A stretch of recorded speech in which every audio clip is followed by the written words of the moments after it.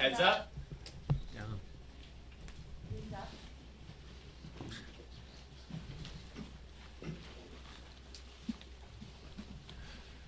Morning, everyone. Honored to be joined today by Whip Catherine Clark and Caucus Chair Pete Aguilar as we prepare to depart for the August district work period. The Trump administration and House Republicans have been a complete and total failure. These MAGA extremists promised that they were going to lower costs in the United States of America. In fact, they promised the American people that costs would go down on day one. But costs haven't gone down. They are on the way up. Inflation is up. It's the quality of life of everyday Americans that is deteriorating. And Donald Trump and House Republicans are making things worse. The one big ugly bill will rip away health care from millions of Americans. Hospitals will close, nursing homes will shut down, community-based health clinics will be unable to operate, and as a result of the inability of everyday Americans to get the medical care that they need, people will die. This is a direct result of action taken by Donald Trump and House Republicans connected to the one big ugly bill. It's extraordinary that as we prepare to leave for the August district work period, what House Republicans can point to is a toxic and extreme Republican budget that will cause millions of Americans to be broke, sick, and hungry. That's the legislative accomplishment of House Republicans.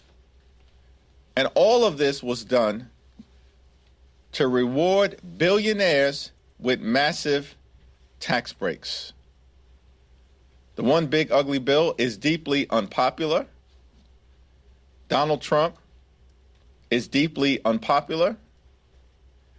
And House Republicans haven't done a damn thing to make life more affordable for the American people.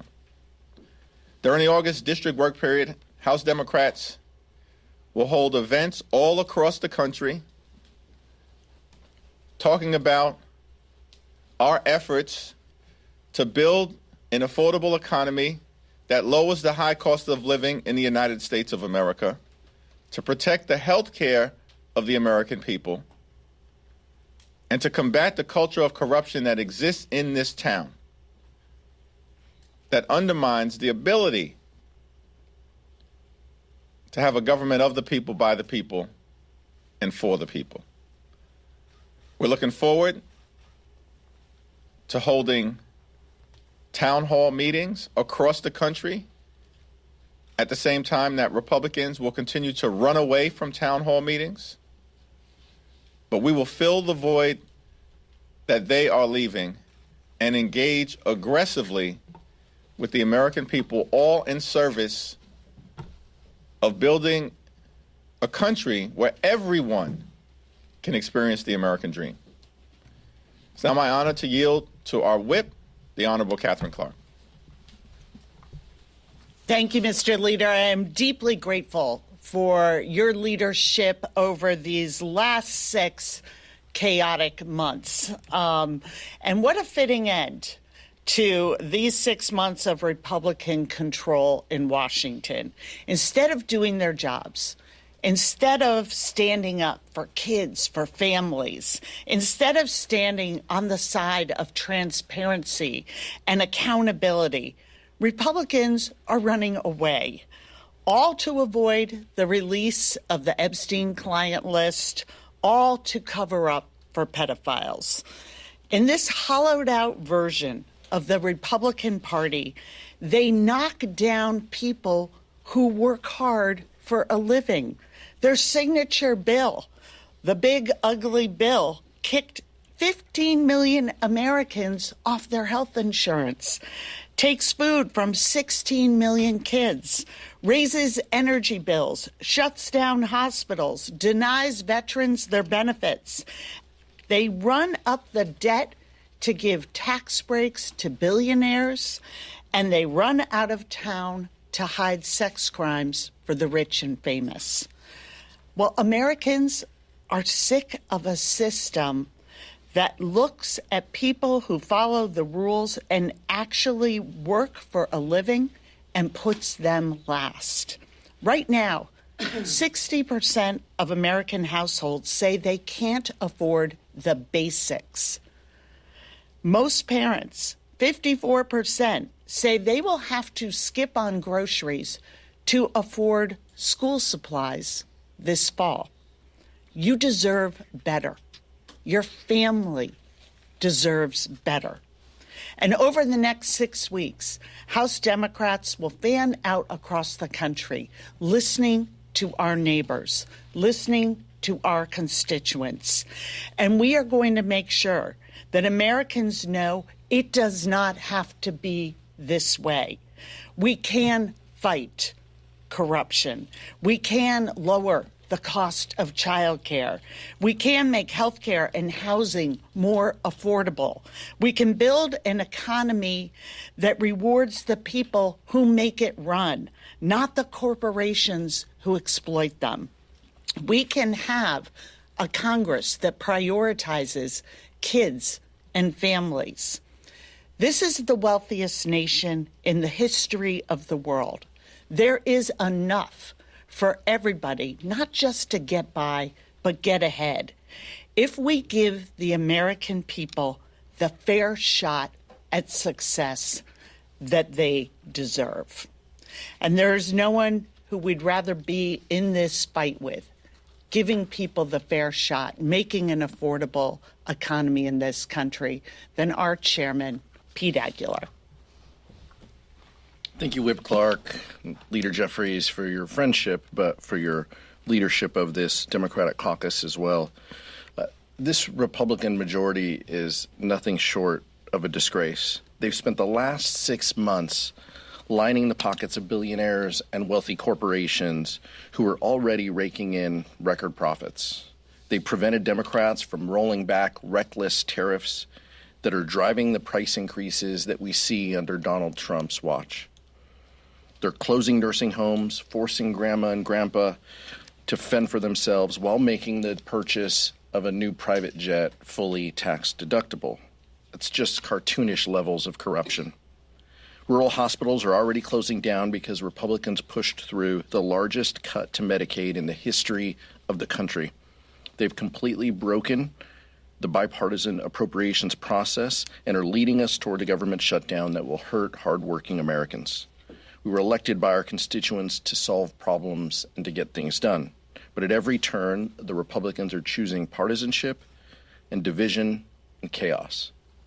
Now they're fighting amongst themselves about how they should hide President Trump's involvement in the Epstein files. Over the next few weeks, House Democrats are going everywhere to talk about the devastating impacts of the Republican cuts to Medicaid and their inability to focus on the most pressing challenges that the American people face. Republicans are too scared to face their own voters and will probably spend the August recess on the run. Turn it over to Leader Jeffries. Thank you, Pete. Questions? Good morning. Senate Republicans seem to be torn about staying in session, about to do nominees, and also going back to sell the big, beautiful bill from their perspective. Would it help Democrats if they were to stay in session so they couldn't sell and market that piece of legislation? That's a decision for the Senate Republicans to make, as Chair Aguilar just indicated, as Catherine Clark has indicated. Republicans are on the run. They have nothing good to sell to the American people. The one big ugly bill hurts everyday Americans to reward billionaires and wealthy corporations with massive tax breaks. It is deeply unpopular. And that is why it's our expectation that during the August district work period, you're going to see House Republicans and Senate Republicans running away from the American people because they are running scared. Last row.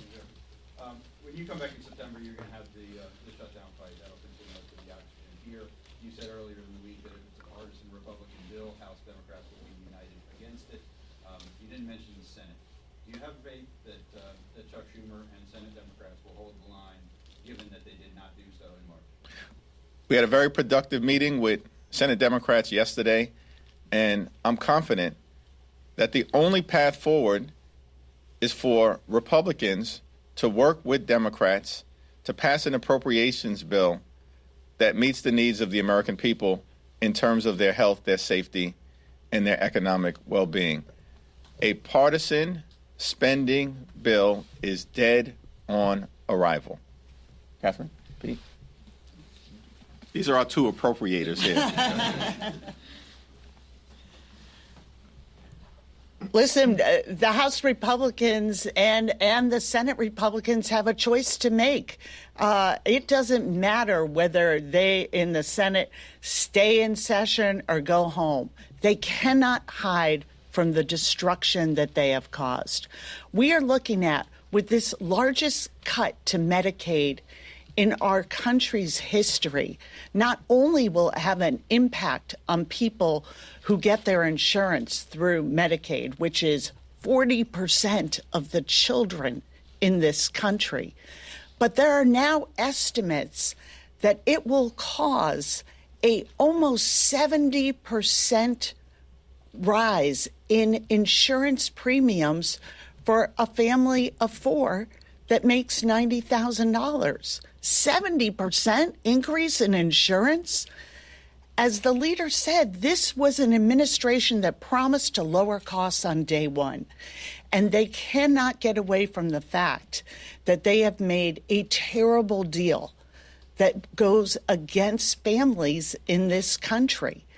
And so we are going to be out there over the next 6 weeks, not only putting forth the high contrast of the disaster they are bringing down on family budgets across this country, but what we can do together to change the system so that it isn't rigged against families who work for a living, the 99.9% of us who don't benefit under the big ugly bill.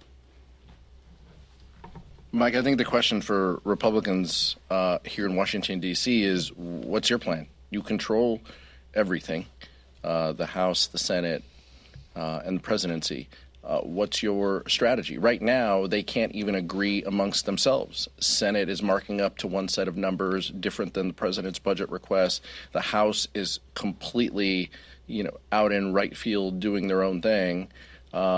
With marking up bills that have no basis, will be no basis for law. Just, twiddling thumbs, wasting time.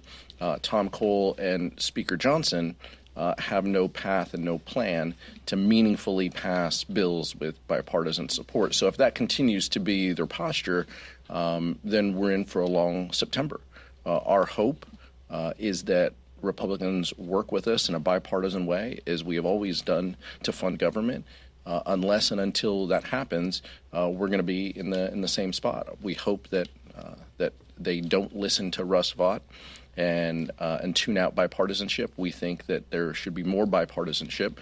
There haven't been any House Republicans, to my knowledge, who have disavowed those statements that the appropriations process should be more partisan, which was his comment. So until that changes, we're going to be in a position where they own everything that is happening in September if we lead toward a shutdown. Thanks. Thank you, Mr. Leader. It's clear that you all will be talking about how unpopular the reconciliation bill is, how bad the provisions are. But do you also think that it's important for you all to present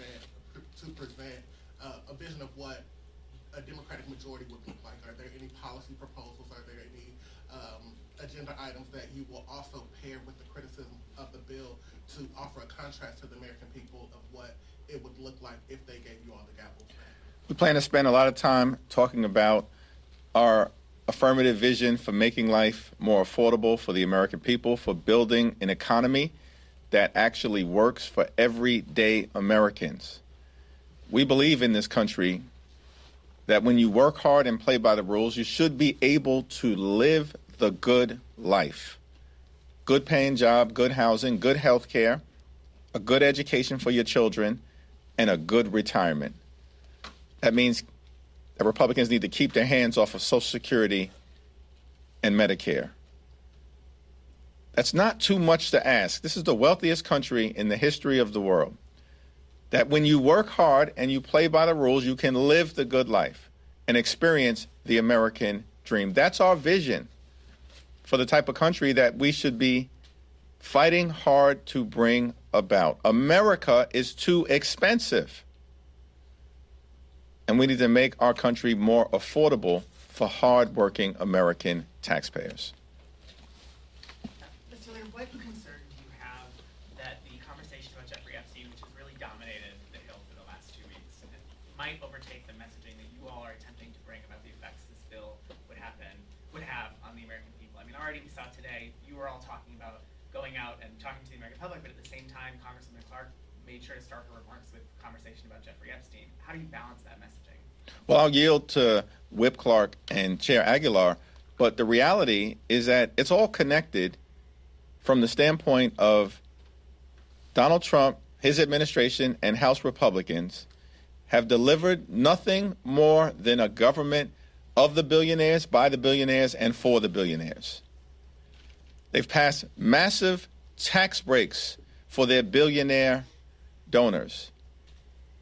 And in the context of this Jeffrey Epstein scandal and their refusal to share information to the American people, despite promising to do so, one must ponder the question, what are they hiding from the American people, and what billionaires, what well-connected donors, what elite people are they trying to protect?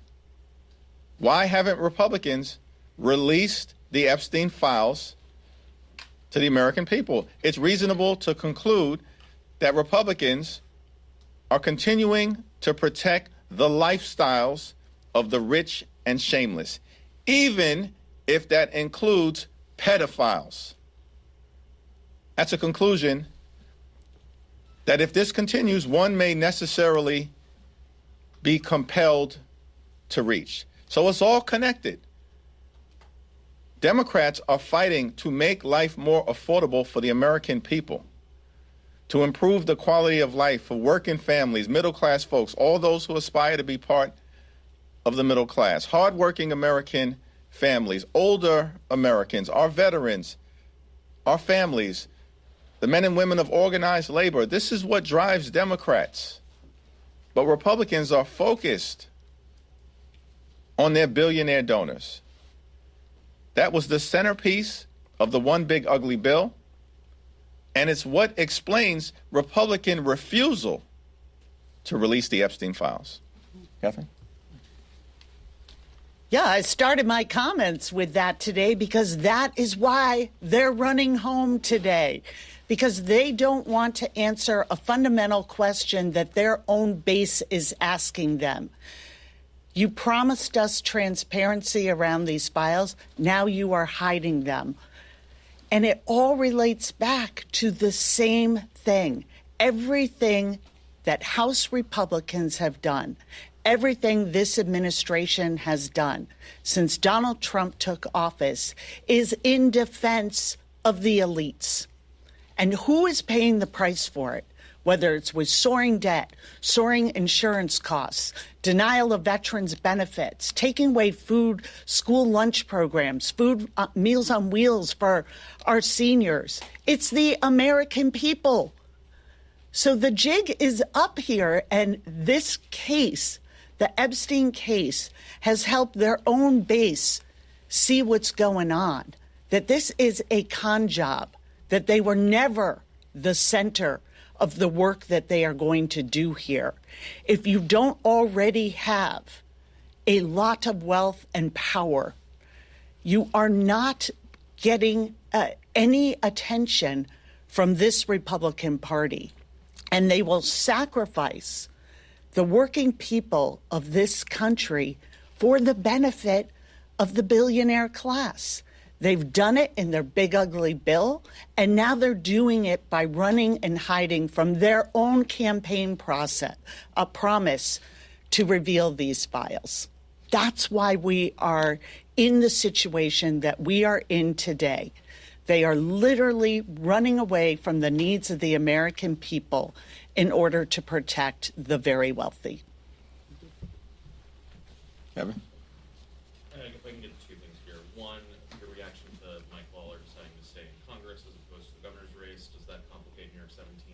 And as I look back at your 100-day remarks, you promised a blueprint over the next 100 days as to what your agenda is.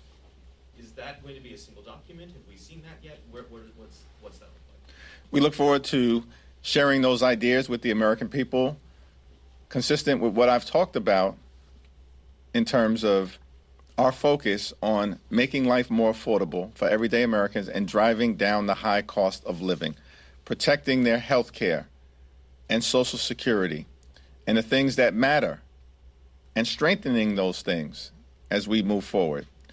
And we'll have a lot more to say about the actions that we would take as soon as we have the opportunity to govern in the majority around health care. We have a Medicaid and Medicare Matters Day of Action on July 30th, the 60th birthday of Medicare and Medicaid. We have a Social Security Day of Action on August 14th, the 90th birthday of Social Security.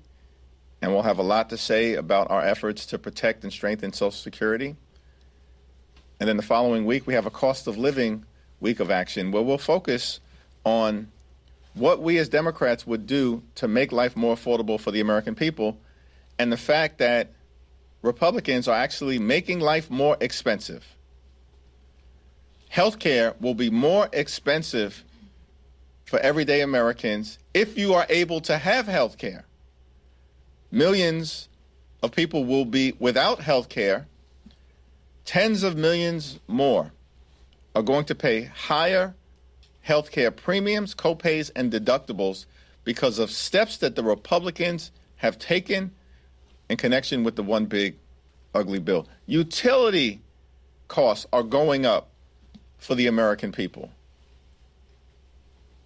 All across America, because of steps taken that are toxic and extreme in nature by Republicans in connection with the one big ugly bill. The cost of groceries and goods is going up because of Donald Trump's reckless and random tariff policy that is imposing thousands of dollars of additional costs on the American people, and that will continue. So there is a lot to talk about during the August district work period, and we will draw a clear contrast between our vision related to building an affordable economy and the Republican efforts to hurt everyday Americans while rewarding billionaires and wealthy corporations. Yeah, well, and I'll let Democrats in New York and California flipped 7 seats in the last cycle. 4 of those were in New York. We plan on flipping the 5th in 2026, and the 17th congressional district will be a high priority, whether the current incumbent seeks re-election or chooses not to do so over the next few months. I'll just say real briefly, I can't let the opportunity go. I feel bad for Mike Lawler and Zach Nunn. They made a critical mistake when they thought about their future aspirations. They asked Donald Trump what he thought, and he told them, sorry, you got to run. John James, Andy Barr declared for higher office and just went. The other 2 said, hey, boss, what do you think? And time again, that's the motto of House Republicans, which is if Donald Trump says jump, they say how high. That's the fundamental difference. As the leader mentioned, in New York and California, the last election, we picked up seats. We look forward to playing offense around the country because the American people know exactly who House Republicans are protecting and who they are fighting for. They know that health care is on the ballot. Health care is at stake. The rich and powerful are protected. That's what's going to be the fundamental difference next November. Thanks. Second row. I want to ask about yesterday's appropriations meeting. Coming out of there, was there any sense that Democrats don't want to set red lines on appropriations yet, like there were in March? We've made very clear that a partisan spending bill that comes out of the House of Representatives will do so without Democratic support. And Senate Democrats have made clear that the only path forward to reaching an enlightened spending agreement is one that is arrived at in a bipartisan way, because that is the path that Democrats are committed to in terms of meeting the needs of the American people related to their health, their safety, national security, and the economic well-being of everyday Americans. A partisan spending bill is dead on arrival in terms of securing significant Democratic support or any Democratic support in the House, and I believe that that is the case in the Senate as well.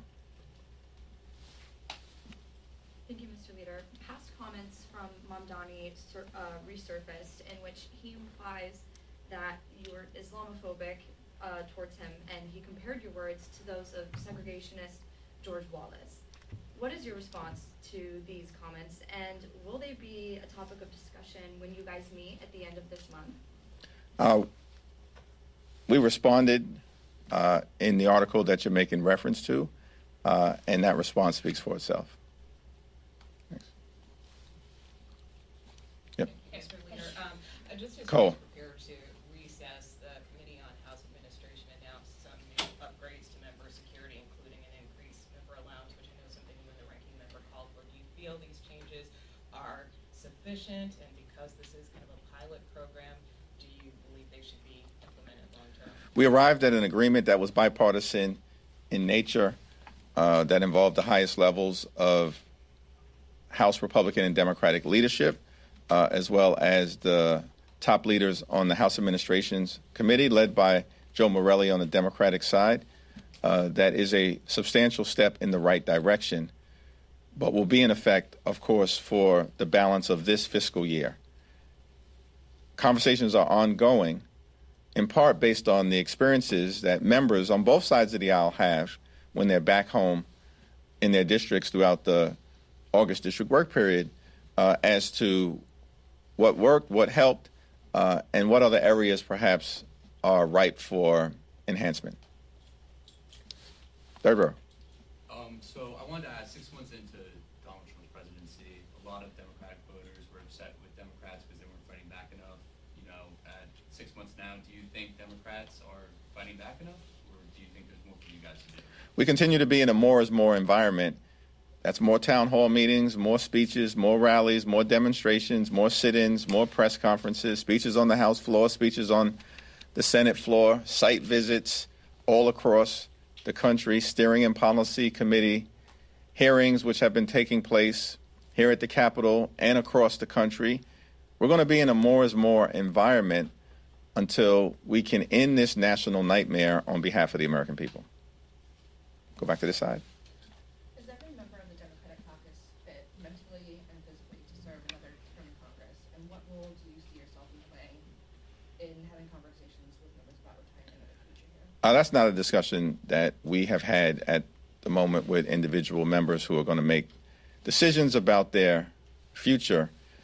And it's my expectation that those decisions will be based on what members conclude is in the best interests of the communities that they have been privileged to represent, as well as themselves, their families, and the values that they hold dear, that we are in the middle of defending on behalf of the American people. What is interesting to me, as Chair Aguilar indicated, is that Republicans clearly are running scared. And notwithstanding the desire of a member in New York or a member in Iowa to seek other office because they know that their prospects for re-election are grim, given how disastrous things have been as a result of the Trump administration and the failures of House Republicans. They have been ordered by Donald Trump to seek re-election.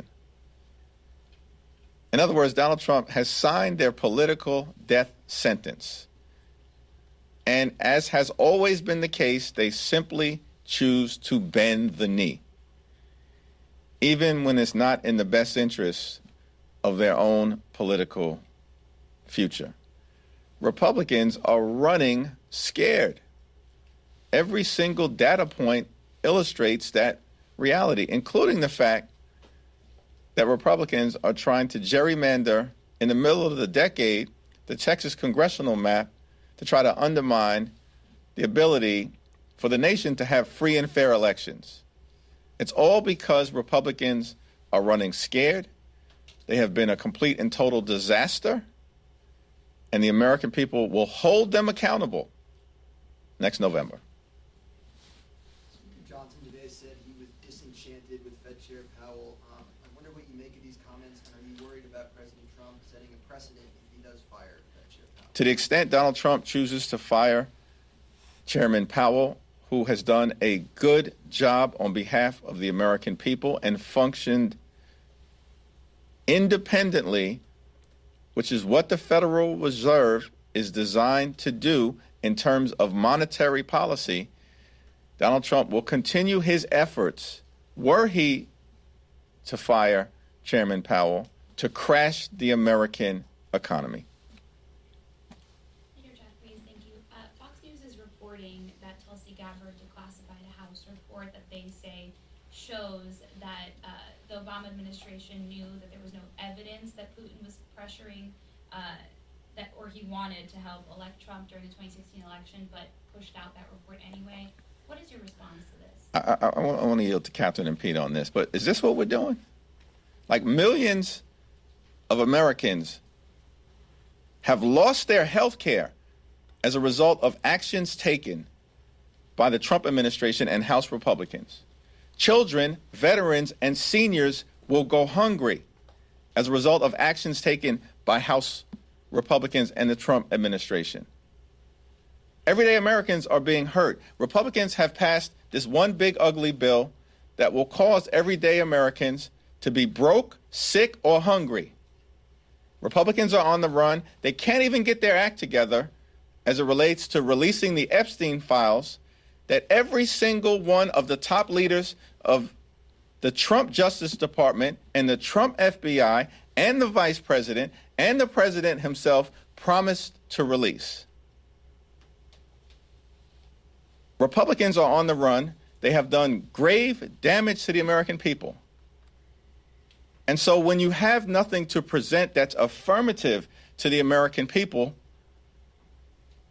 Republicans blame Barack Obama. It's laughable. And a spokesperson for President Obama released a statement that makes that clear. Yeah, it's pathetic. It is pathetic. We have the head of intelligence just trying to worm her way back into the good graces of the White House.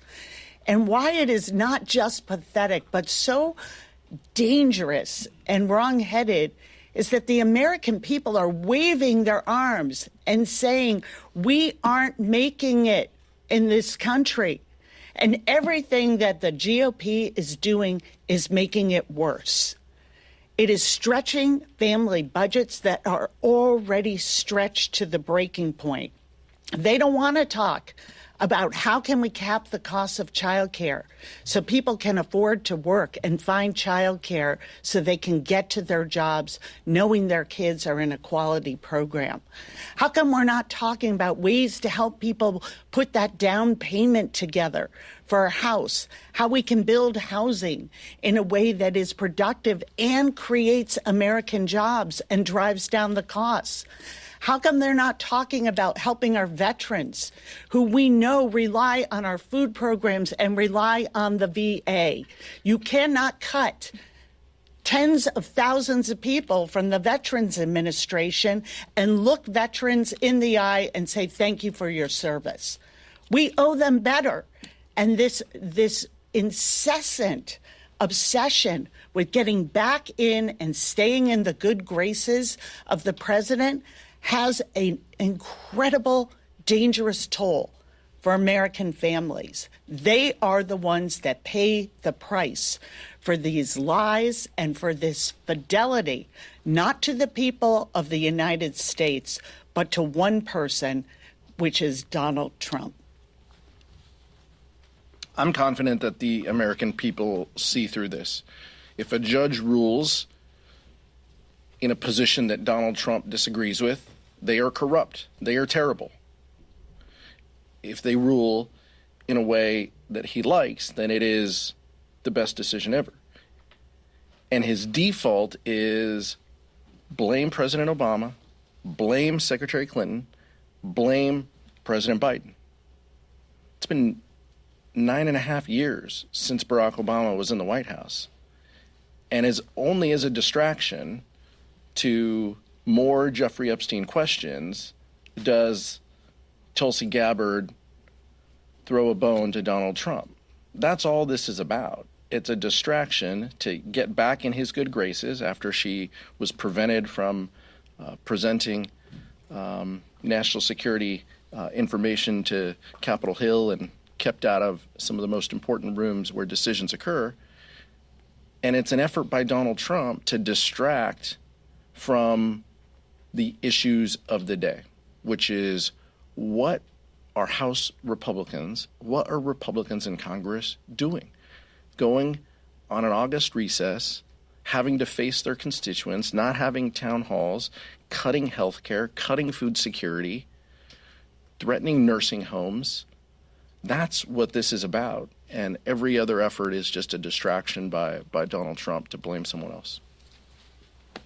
The Trump administration is a malignant clown show. It's a malignant clown show. And every single day, they prove that point. Last question. A number of Democrat members met with Mahmoud Khalil yesterday. Are you on board with them having those meetings? And are you concerned at all that Republicans are going to weaponize this issue against Democrats in the midterms? I have not spoken to any of the members who had that discussion. With respect to the immigration issue more broadly, we believe that we must continue to secure the border. We believe that we have a broken immigration system and it must be fixed in a comprehensive and bipartisan way. We also believe that this is a nation of immigrants. And as Democrats, we will continue to defend dreamers, farm workers, and hard-working immigrant families and push back against the aggressive overreach by the Trump administration that has been unleashed on the American people. Thank you.